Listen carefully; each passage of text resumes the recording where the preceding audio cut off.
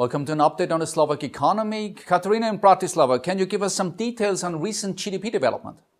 So we just got the GDP data for third quarter last Wednesday, and the growth was confirmed at 2.4%. This was the annual growth rate. And the main driver, as we expected, was domestic demand, and we saw a rise in investments. So the investments were actually a very positive surprise. They grew at the rate of 5.3% year on year, and they even overshadowed the domestic consumption, which is quite good news for future growth rates. Were the figures where you expected them or slightly better? The data was actually slightly better than what we expected. So we forecasted a growth rate of roughly 2.3%. So this was a little bit higher, 2.4%. And we saw the rise in investments, but not to such a big extent. So 5.3% on a yearly basis, that's a very solid growth.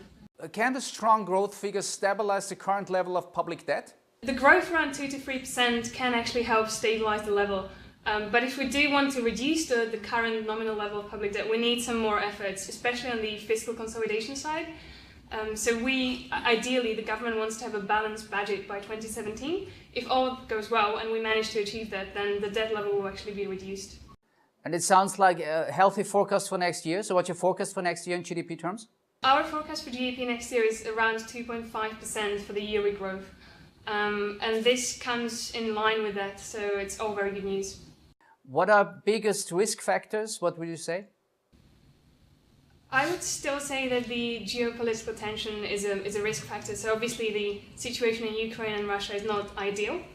There are still the sanctions going on, and we've also seen Germany slowing down, as well as the rest of the Eurozone. They're not doing, the whole 18 countries really are not doing as good as they could. Okay. Katarina, thank you very much for your time. Thank you. The viewers, thank you very much for your time. Have a nice weekend.